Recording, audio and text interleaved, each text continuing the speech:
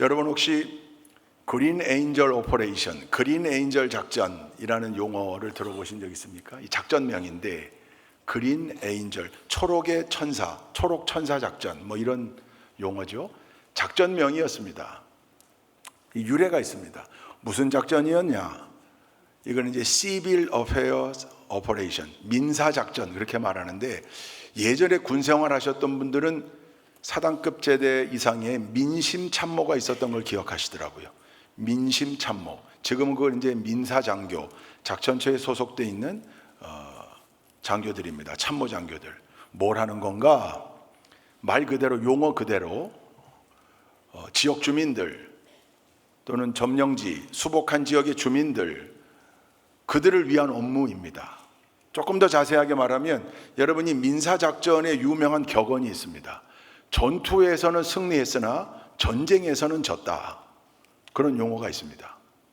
전투는 승리한 거예요. 압도적인 화력으로 다 갖다 쏟아붓고 적군들을 물리쳤어요. 그 지역을 수복했습니다. 전투에서는 이긴 거죠. 근데 왜 전쟁에선 졌는가? 그게 끝이 아니라는 거죠. 그 수복된 지역의 주민들, 이제 그들과 함께 거기를 정상화시켜야 되는데 그 마음을 못 얻는 거예요. 대표적인 게 베트남전입니다.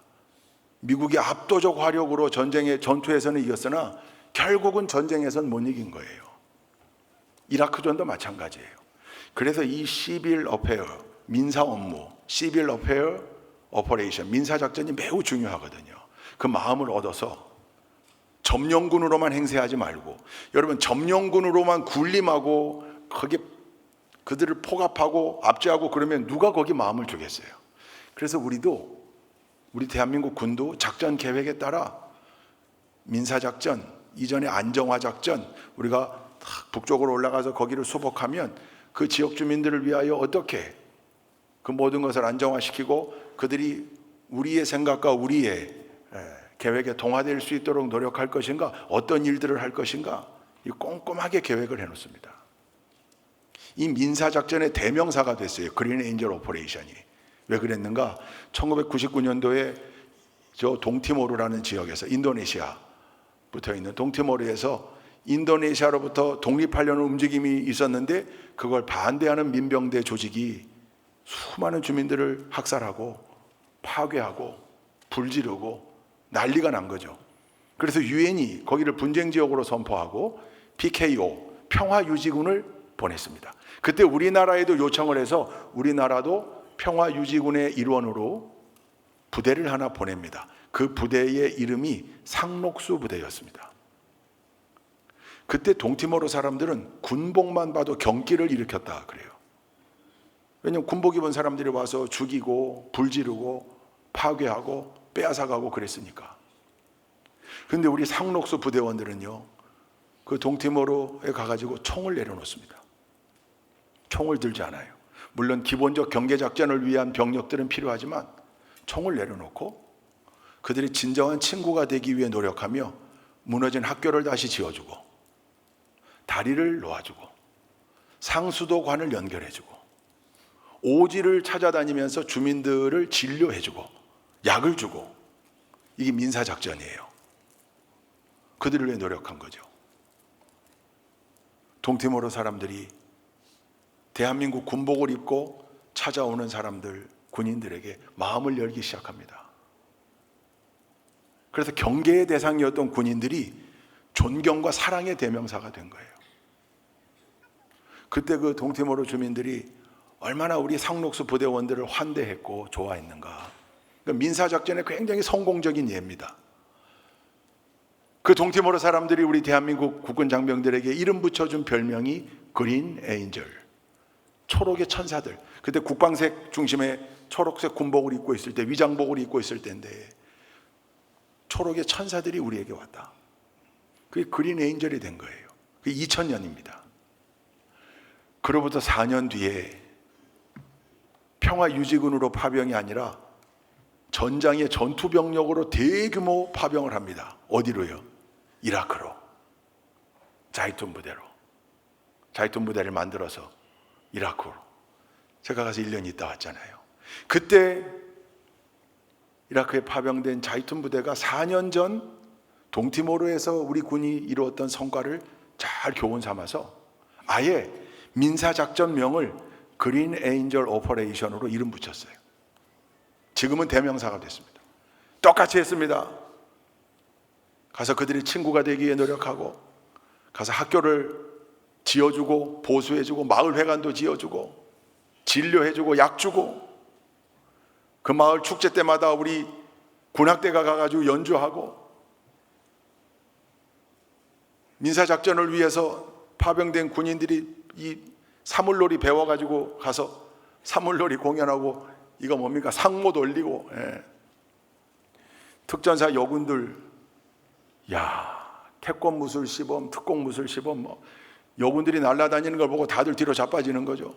그 축제의 시간을 함께 하는 거예요.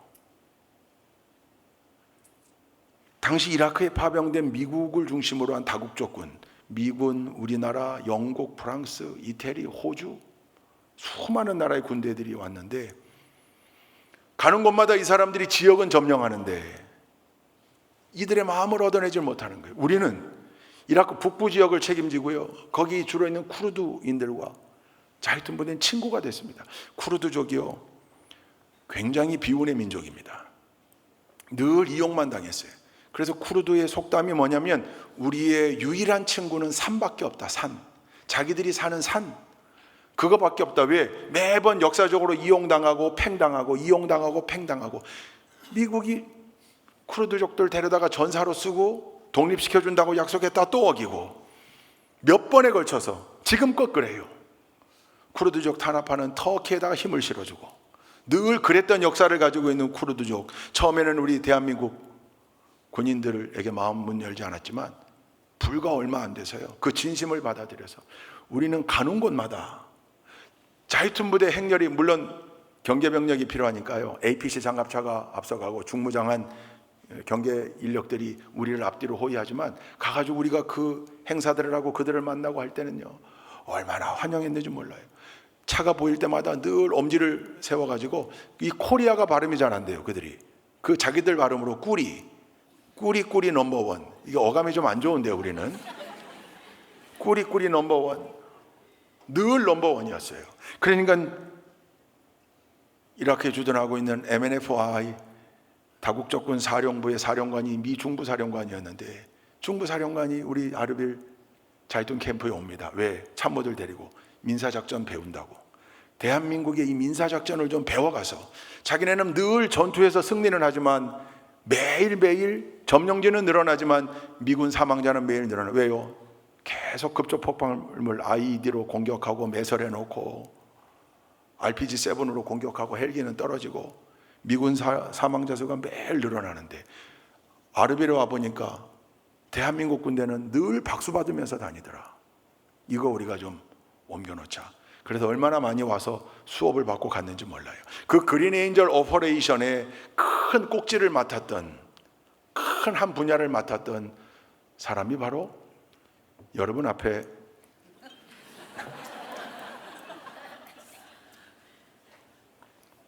우리 군종하고는 굉장히 성격이 통하잖아요. 물론 종교는 다르지만, 참 지금 생각해보면 대위계급장 달고 아르빌에 있는 쿠르드 임시정부의 종교부 장관하고 카운터파트가 돼가지고 가서 미팅하고 만나고 협력하고 그랬으니, 지금 생각해보면 참 저도 너무 좋은 경험이었고요.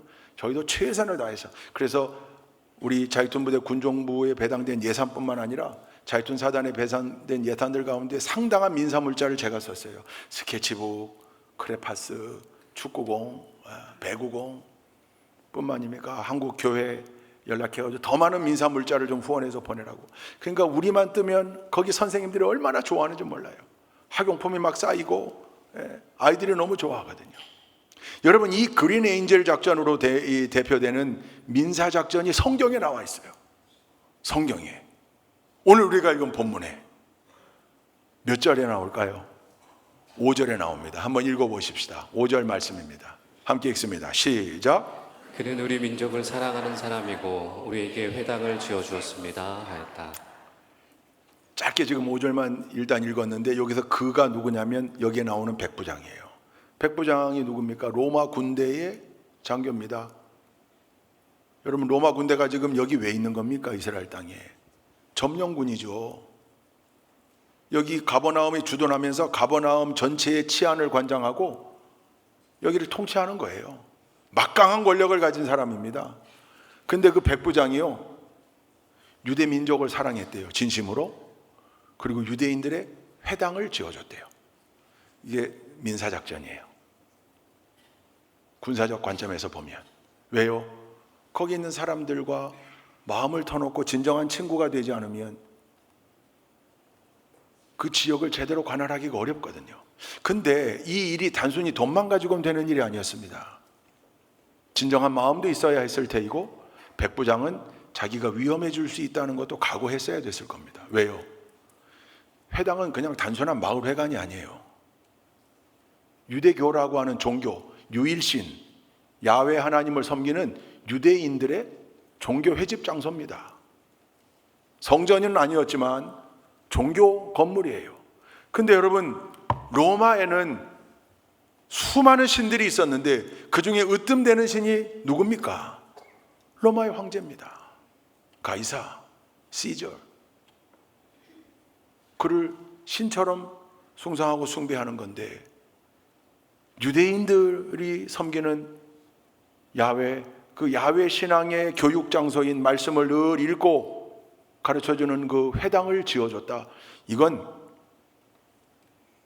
다른 건물을 짓는 거랑은 차원이 다른 일이죠. 근데 그 일을 이 백부장이 합니다. 그래서 오늘 우리가 읽은 이 말씀은요, 참 독특한 부분이에요. 여러분, 일단은 이 말씀 본문을 우리가 다 살펴보기 전에 이 일이 어디에서 있었는가, 어디에서 있었다고 기록하고 있습니까? 1절에 명확하게 나와. 1절 말씀을 한번 열어봐 주시죠. 어디입니까? 이 일이 어디에서? 가버나움에서 있었다. 가버나움. 여러분, 가버나움이 어떤 동네인가? 이제 마태복음 9장의 가버나움을 이렇게 표현해요. 마태복음 9장 1절 말씀 한번 읽어보시죠. 마태복음 9장 1절 시작. 예수께서 배에 오르셔서 바다를 건너 자기 마을에 돌아오셨다. 이제 저기가 저 뒤에 보면 가버나움인데 그 가버나움을 뭐라고 표현했어요? 자기 마을이라고 표현했어요. 세 번역에 개역개정엔 이렇게 나와요. 개역개정에 시작. 예수께서 배에 오르사 건너가 본 동네에 이르시니. 예수님의 본 동네래요. 예수님의 본 동네. 영어 성경을 찾아보니까 His own city 그렇게 나와요. 또는 His own town. 예수님 자신의 마을, 본 동네, 자기 마을, 홈타운이라고는 써 있지 않지만 꼭 자기 고향처럼 저렇게 표현해놨어요. 예수님의 고향은 어디입니까? 원래 예수님은 어디 출신이에요? 이제 태어나기는 베들레헴 내려와서 태어났지만 원적지에 우리가 예수님 앞에 그 지명을 붙이잖아요. 나사렛이에요. 갈릴리 호수를 중심으로 한 주변 마을들 중에 하나입니다. 예수님은 명확히 나사렛이에요. 그런데 왜 가버나움을 예수님의 본 동네라고 표현했는가? 예수님의 공생의 3년 기간 동안 가장 오랫동안 머무르셨던 곳이 가버나움이었고 가장 많은 사역을 했던 곳이 가버나움입니다. 그러니까 이 가버나움은 예수님의 갈릴리 사역의 베이스 캠프였습니다. 전초기지였다고요. 여기서 많은 일이 일어납니다. 복음서를 다 찾아보니까 대표적인 일들이 있는데 7가지 정도로 정리할 수 있어요. 첫째, 가버나움 회당에서 더러운 귀신 들린 자에게서 귀신을 쫓아냅니다. 말씀을 읽고 가르치려고 할 때 막 귀신 들린 자가 막 소리 지르거든요. 여러분, 귀신 들린 자의 공통적인 특징입니다. 말씀이 전해지거나 예배를 드리거나 하는 걸 제대로 듣고 있지 못하는 거죠. 방해하는 거죠. 그리고 대적합니다. 막 소리 지릅니다. 알 수 없는 소리, 이상한 소리를 지르기도 합니다. 요즘은 잘 우리 주변에서 보기 어렵지만 옛날에 왜 이렇게 많았나 몰라요. 근데 이걸 잘 구분해야죠. 정신분열증 환자, 요즘 흔히 말하는 그 조현병, 스키조프레니아 환자와 귀신 들림, 이건 보여지는 게 비슷한 것 같아도 달라요. 그래서 정신과 의사들도 이거 공부해요. 왜냐하면 조현병만 가지고 해결될 수 없는 내용들이, 현상들이 일어나거든요. 괴력을, 아주 가녀린 여자가 막 괴력을 발휘한다든가, 그 가녀린 여자가 근력도 얼마 없고 한데 남자들 둘씩 막 옆에서 잡으려고 할 때 막 떵떡 집어 던지기도 하고 하는 일들, 이 신기한 일들이죠. 약을 먹어도 전혀 약이 들질 않고 잠도 자질 않고. 사실 이걸 잘 구분해야 돼요. 근데 우리 때는 비극적으로, 우리 어릴 땐 교회에서는 조현병 환자들, 정신분열증 환자들 웬만하면 다 귀신 들렸다고 그래서 비극이 있었잖아요.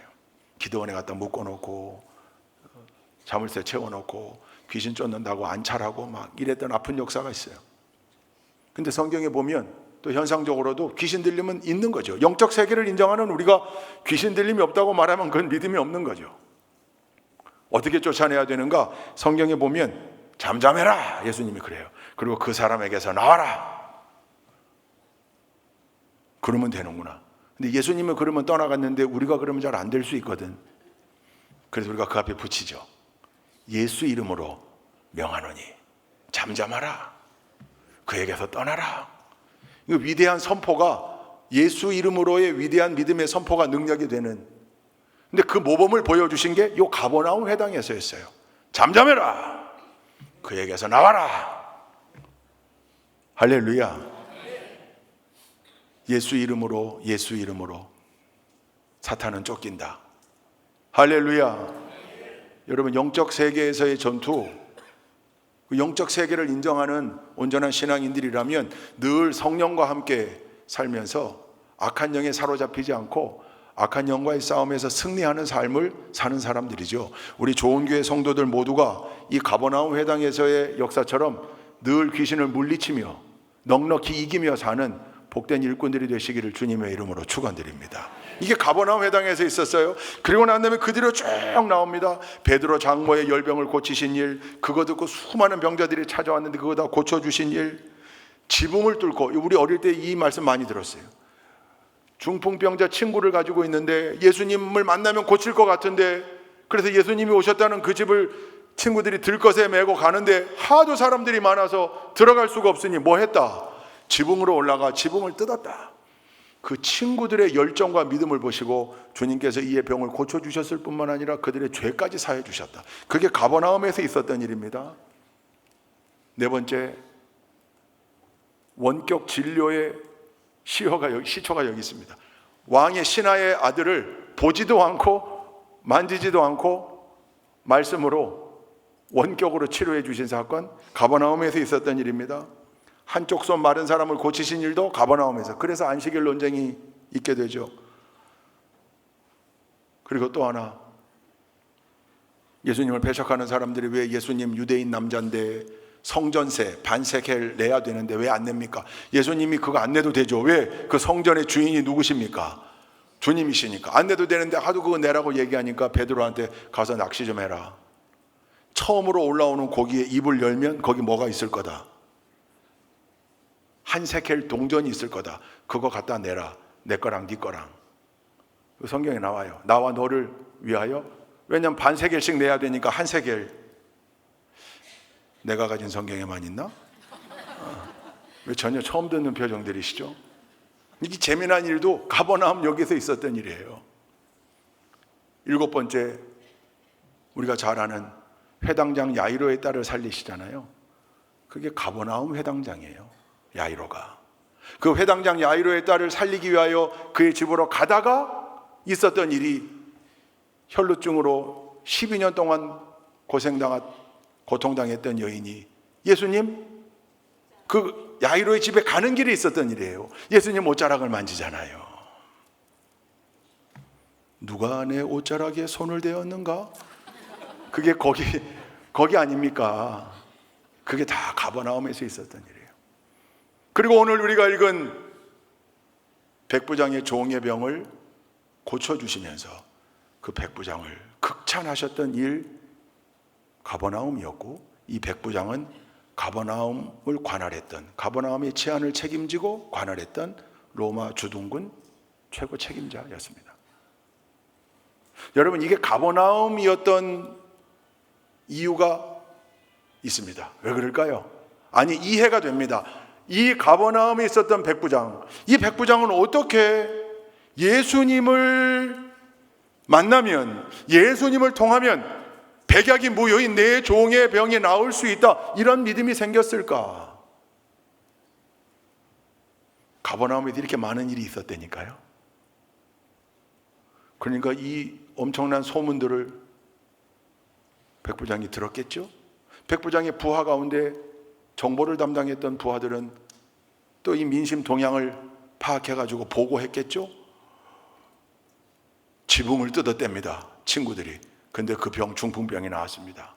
죄사함까지 선포했답니다. 베드로가 고기 잡았는데 고기에서 돈 나왔답니다. 그 얘기 듣고 낚시하러 간 사람들도 많았겠죠.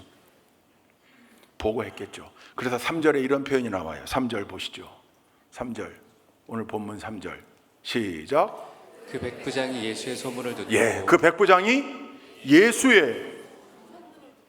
그래서 여러분, 이 소문이 얼마나 중요해요. 그 엄청난 일이 가버나움에서 있었고, 백부장은 그 일을 자연스럽게 접할 수 있었고, 소문에 소문을 전한 사람들의 역할. 여러분, 우리가 복음 전하는 일이 결국 예수 소문 내는 겁니다. 예수님 만나면 살 수 있고, 예수님 만나면 해결할 수 있고, 예수님 만나면 죄의 문제 해결하여 구원받을 수 있고, 예수님 만나면 영생 얻을 수 있다. 이거 소문 내는 거예요. 좋은 교회 가면 좋은 성도들이 있고, 좋은 예배가 있고, 좋은 공동체, 건강한 공동체, 소문 내는 거죠.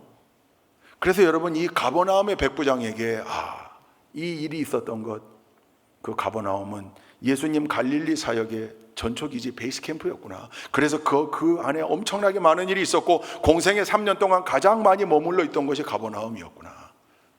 축복의 마을이 된 거죠. 우리 청주가 가버나움처럼, 우리 청주가 수많은 놀라운 일들, 축복의 일들이 일어나고, 그 일들을 선도해내는 정말 좋은 공동체가 청주에 있더라. 어디요? 좋은 교회가 있더라. 그래서 가버나움은 축복의 동네입니다. 우리 청주가, 좋은 교회가 그 축복을 이어받을 수 있기를 주님의 이름으로 축원합니다. 가버나움에서 그래서 있었구나. 그러니까 가버나움의 백부장이라는 걸 잊을 수가 없어요. 그리고 그게 백부장이었네요. 성경에 보면 4명의 백부장이 나옵니다. 백부장, 천부장 빼고 백부장. 유명한 백부장 누굽니까? 기억나는 백부장. 엊그제 속회 예배를 제대로 들으셨다면 이걸 모를 수가 없습니다. 할렐루야, 그 속회 예배 들으셨군요. 엊그제 공과가 사도행전 10장이었어요. 금요일 날 고넬료와 누가 만납니까? 베드로가. 여러분, 놀라운 역사입니다. 그때까지만 해도 성령을 체험한 베드로를 비롯한 예수님의 제자들 모두가 다 이 놀라운 하나님의 은혜와 사랑과 복음의 진리가 유대인들에게만 해당되는 줄 알았어요. 근데 베드로와 고넬료를 그 어려움 가운데 만나게 하시고, 고넬료의 집에서 말씀을 선포하게 하시고, 그때 마가다락방에 있었던 성령의 역사가 그대로 고넬료의 집안에도 일어나더라. 고넬료는 로마 백부장이라 이방인인데, 하나님의 사랑과 은혜와 놀라운 복음의 진리는 온 인류를 향해 열려 있는 거구나. 그게 사도행전 10장에서부터 시작되는 거예요. 분기점이죠, 교회 역사에. 거기 쓰임받은 사람이 바로, 선택된 사람이 고넬료예요. 전 세계에 고넬료회라는 모임이 엄청 많고, 대부분 그 모임은 예비역 군인들의 모임, 기독군인들의 모임, 군성교 모임, 제일 많은 게 고넬료회예요. 백부장이었어요. 유명한 백부장. 두 번째 누구 기억나세요? 예수님 십자가 현장, 이 갈보리 골고다 십자가 형의 집행 책임자였던 백부장. 그가 뭐라고 말합니까? 이는 실로 진정 하나님의 아들이었다. 고백하죠. 최초의 고백입니다. 십자가 사건 이후에.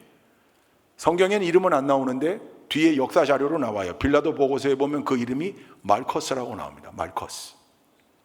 고넬료, 말커스. 세 번째는요, 사도행전 후반에 가면 사도 바울이 로마의 죄수의 신분으로 압송되어 가잖아요. 자기가 자원해서 황제 앞에 재판받겠다고. 그때 사도 바울 압송을 책임졌던 책임자, 그러면서 사도 바울을 선대했던 율리오라는 백부장이 나옵니다. 이 세 명은 다 이름이 우리에게 알려져 있습니다. 고넬료, 말커스, 율리오. 근데 오늘 여기 나오는 백부장은요, 무명이에요. 이름을 알 수 없습니다. 다만 가버나움을 책임졌던 백부장이라고 우리가 알게 됩니다. 근데 이 백부장이 어마어마한 특징이 있죠. 뭡니까? 예수님으로부터 가장 극찬을 들었던 사람입니다. 내가 이스라엘 사람들 중에서도 이만한 믿음을 만나본 적이 없다. 썸업 하십니다. 최고의 극찬을 들었습니다. 유대인이 아니었습니다. 제자도 아니었습니다. 이방인이었고 주둔군 장교였습니다. 유대 사람들하고는 정서적으로 가까워지기가 어려운 사람이었습니다. 그런데 이가 최고의 극찬을 듣습니다. 그 이유가 무엇일까? 이게 오늘 사실 말씀의 핵심입니다. 오늘 제가 말씀의 제목을 이렇게 잡았습니다. 오늘 설교 제목이 뭡니까? 새 방향에서 보여야 합니다. 근데 이거는 완성된 문장이라고 하긴 좀 어려워요. 알 수 없는 게 있어요. 그래서 새 방향에서 괄호 보여야 합니다. 그 안에 괄호치기를 여러분에게 문제 낸다 그러면 새 방향에서 뭐가 보여야 된다는 거예요. 지금 예수님이 백부장에 뭘 칭찬한 겁니까? 이스라엘 사람 중에서도 이만한 믿음이었습니다. 새 방향에서 믿음이 보여야 한다는 거예요. 근데 그 새 방향에서 믿음은 각기 다르게 보여지고 표현되어졌다. 본문에 다 나옵니다. 우리가 이 본문을 읽을 때 마지막 세 번째 백부장이 예수님을 초청해서 자기 집으로 향하는 예수님에게 친구들을 보내서 우리 집에 오지 마십시오. 들어오심을 감당치 못하겠습니다. 제가 그래서 예수님 앞에 직접 나오지도 못했습니다. 친구들 보냈습니다. 그냥 여기서 말씀만 하시면 내 종의 병이 낫겠나이다. 이렇게 얘기한 대목을 보고 요 부분만 가지고 예수님이 최고의 믿음이라고 이렇게 생각하기도 쉽습니다. 근데 말씀 전체를 읽어보면 아니요. 반드시 새 방향을 알아야 될 것 같아요. 근데 우리가 너무나 잘 아는 방향이에요. 오늘 말씀을 한번 읽어보십시다. 그 새 방향이 뭔가? 1절, 2절, 3절 본문 다시 한번 읽습니다. 1절, 2절, 3절 시작. 예수께서 자기의 모든 말씀을 백성들에게 들려주신 뒤에 가버나움으로 가셨다.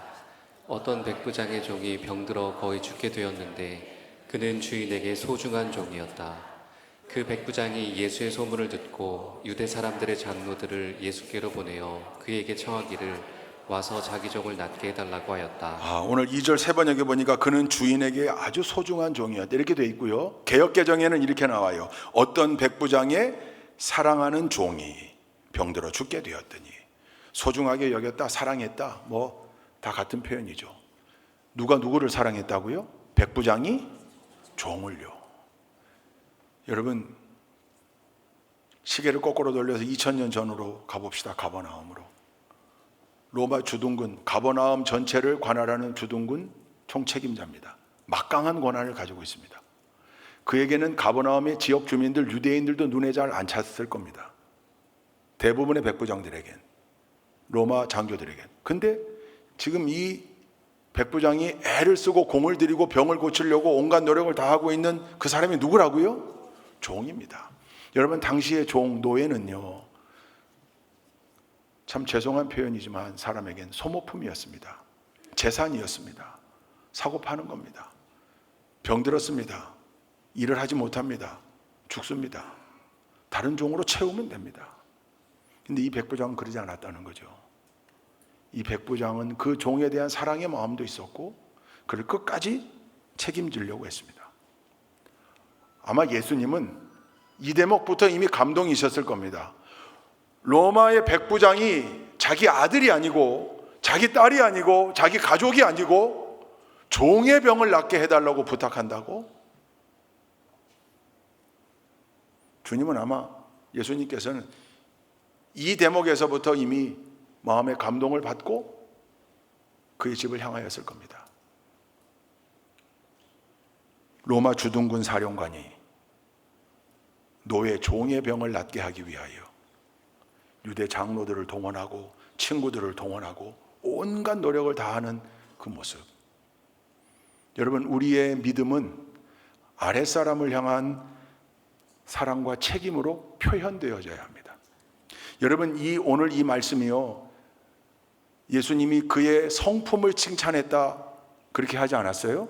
그의 믿음을 칭찬했습니다. 이만한 믿음을 본 적이 없다.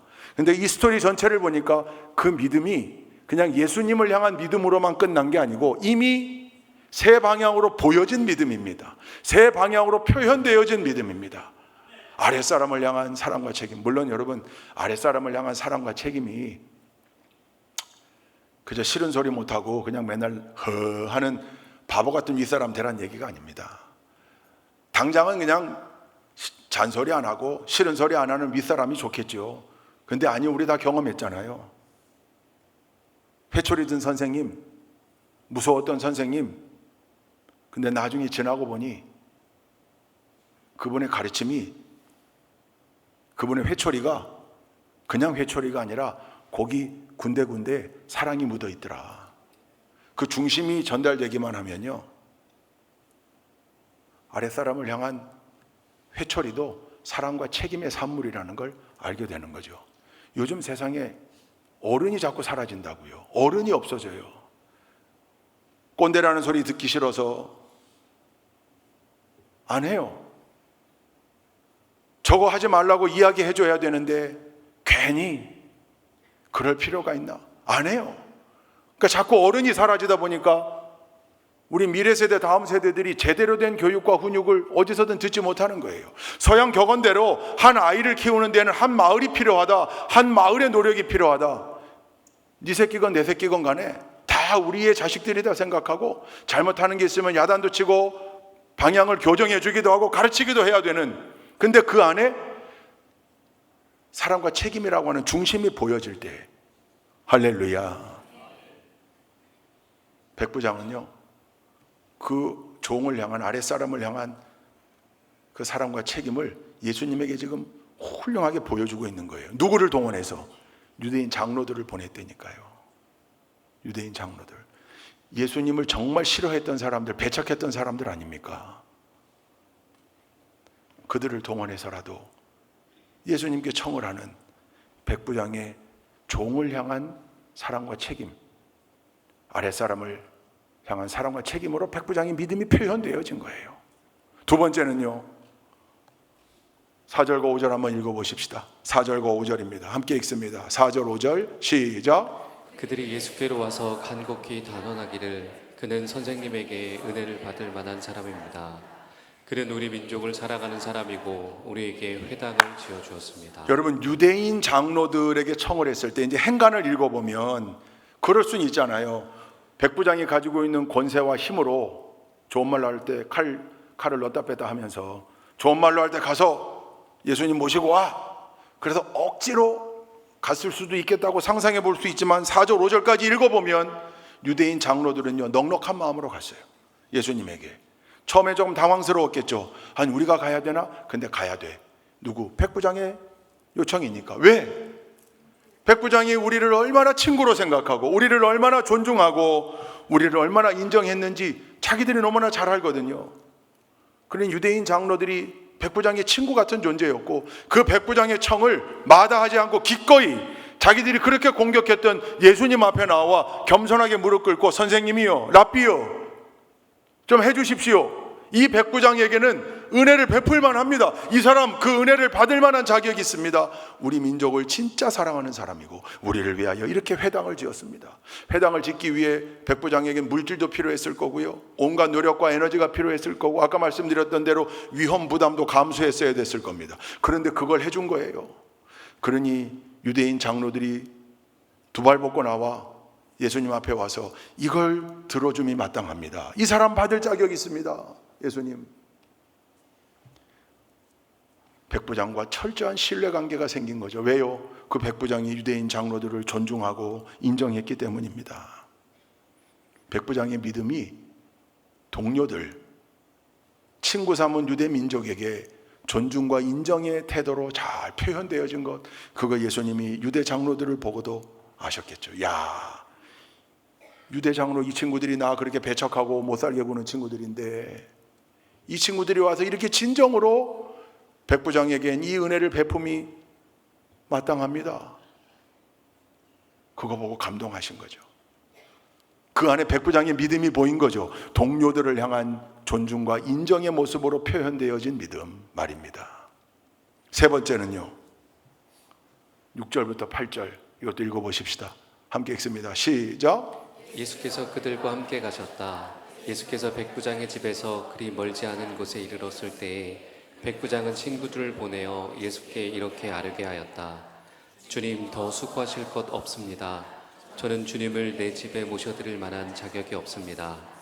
그래서 내가 주님께로 나올 엄두도 못 냈습니다. 그저 말씀만 하셔서 내 종을 낫게 해주십시오. 나도 상관을 모시는 사람이고 내 밑에도 병사들이 있어서 내가 이 사람더러 가라고 하면 가고 저 사람더러 오라고 하면 옵니다. 또 내 종더러 이것을 하라고 하면 합니다. 기가 막히죠. 주님이 오시고 있다는 소식을 들었겠죠. 이제 이 백부장은 친구들을 보냅니다. 부하를 보내지 않았어요. 자기 친구들을 보내요. 보내서 뭐라고 하냐면, 주님을 우리 집에 모시기엔 내가 감당할 수가 없습니다. 어쩌면 예수님을 향한 배려일 수도 있어요. 왜냐하면 예수님이 늘 공격받는 것 중에 하나가 이방인들과 자꾸 함께하고, 그렇게 하면 안 되는데 이방인 집에 가서 먹고 마시고 하는 것 때문에 공격받았거든요. 혹시 예수님이 나 때문에 더 공경에 빠질 수도 있다, 이런 배려의 마음도 있었겠죠. 그러나 여기 뭐라고 표현됐냐면, 내 집에 모실 엄두가 나지 않습니다. 나는 자격이 없습니다. 유대인 장로들은 예수님 앞에 나가 백부장에게는 은혜를 베풀어 주십시오, 그는 주님의 은혜를 받을 만한 자격이 있습니다, 그랬는데 백부장은 아니라는 거예요. 나는 자격이 없습니다. 그래서 내가 직접 오지도 않은 겁니다. 왜? 주님 앞에 나올 엄두도 내지 못하겠습니다. 친구들 보낸 거예요. 그러면서 한 얘기가, 나는 가버나움의 사령관이지만 주님은 온 우주의 절대 주권자 총사령관 아니십니까? 주님 능력 안에 다 있는 거 아닙니까? 말씀만 하시면 병이 나을 줄로 믿습니다. 주님을 향해요, 주님을 명확히 알고, 주님의 힘과 능력을 명확히 알고 주님을 존경했고 겸손하게 무릎 꿇었습니다. 윗사람을 향한 겸손과 존경으로 그 믿음이 표현되어진 거죠. 여러분, 예수님이 이 백부장에게 엄지척 하셨던 이유는요, 단순히 백부장의 입에서 전달되어진 내용뿐만이 아니었을 겁니다. 이 스토리 가운데 보여진 백부장의 세 방향으로 표현된 믿음, 아랫사람을 향한 사랑과 책임, 동료들을 향한 존중과 인정, 윗사람을 향한 겸손과 존경. 여러분, 권위가 무너지는 시대, 권위를 인정하지 않는 사람이 오히려 영웅처럼 떠받들어지는 시대, 우리 신앙인들과는 거리가 멀어야 합니다. 권위에 순복할 줄 알고, 나보다 먼저 군생활한 사람들, 고참들, 이 힘든 군생활을 나보다 한 달 먼저 했으면 존경할 만한 거죠. 제가 늘 우리 신우들한테 했던 얘기예요. 너보다 짬밥을 한 달 더 먹은 사람이 있다면 그것만으로도 그냥 인정할 만하지 않냐, 이 고생스러운 군생활을. 회사에서 당연하죠. 근데 늘 그냥 권위에 도전하고 그 권위에 항거하기만 하면 대단한 일을 한 것처럼, 물론 불의에 항거해야죠. 거기가 잘못할 때 그거 잘못됐다고 손들 줄 알아야죠. 때로는 일어날 줄 알아야죠. 그게 사실 우리 기독교 정신이에요. 프로테스탄트, 잘못된 진리가 왜곡되는 것을 보고 더 이상 못 참겠어서 깃발 들고 나온 종교개혁가들 아닙니까? 목숨 걸고. 근데 그게 아니라 권위라면 인정해드리고 존중하고 그 앞에 겸손할 수 있어야 되는데, 이 백부장은 세 방향으로 이게 다 보인 거죠. 그래서 오늘 말씀이 이겁니다. 세 방향에서 믿음이 보여야 합니다. 세 방향에서 믿음이 표현되어져야 합니다. 아랫사람들을 향한 사랑과 책임의 마음으로, 동료들을 향한 존중과 인정의 마음으로, 윗사람을 향한 겸손과 존경의 마음으로 그게 표현되어져야 하는 거죠. 그게 온전한 믿음입니다. 우리 좋은 교회가 진짜 좋은 교회 맞습니까? 어째 아멘이 영. 우리 좋은 교회가 진짜 좋은 교회 맞습니까? 좋은 공동체 맞지요? 좋은 공동체 안에는요, 좋은 성도들이 있는 거죠. 좋은 성도들은 좋은 믿음을 가진 사람들입니다. 건강한 믿음, 그 건강한 믿음은요, 어느 한 방향에만 나타나는 믿음이 아니라 이 세 방향에서 다 이렇게 표현되어지는 믿음이라는 거예요. 그런데 본질적인 세 방향이 있습니다.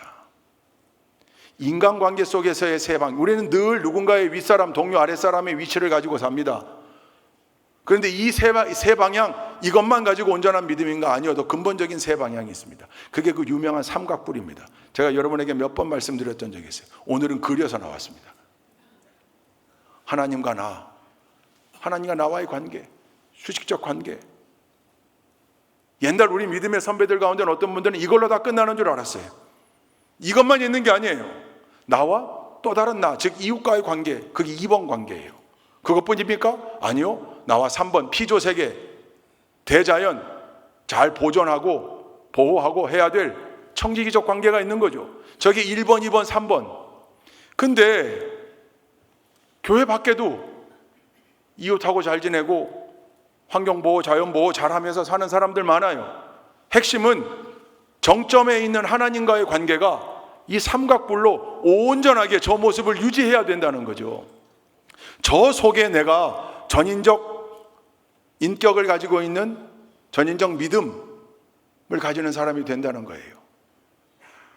저기서 살면서 이웃과의 관계 속에서 세 방향의 믿음을 보여야 하고, 피조세계와의 관계 속에서 청지기적 믿음을 가지고 잘 보존하고 보호하는 일 해야 하고, 그럼에도 늘 정점에 계신 하나님을 잊지 않고, 저기 정점이 사라지면 아무것도 아니에요. 뿔이 될 수 없어요. 평면이 되고 맙니다. 우리에겐 저 뿔이 필요해요.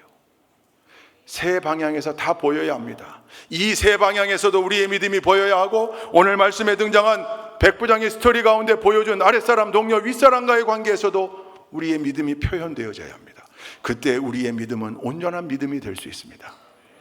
바라기는 우리 좋은 교회 공동체 안에서 늘 이 세 방향으로 표현되어지는 믿음이 각각의 관계 속에서 다 보여져서, 그래서 언제나 아름다운 믿음, 풍성한 믿음, 그 믿음 안에서의 온전한 교제와 사명을 감당해내는 정말 좋은 공동체, 좋은 성도님들 되실 수 있기를 주님의 이름으로 축원드립니다. 기도하시겠습니다. 좋으신 하나님, 세 방향에서 우리의 믿음이 보여야 함을 다시금 기억합니다. 온전하게 표현되어지고 보여질 수 있도록 인도하여 주옵소서. 예수 그리스도의 이름으로 기도 올리옵나이다. 아멘.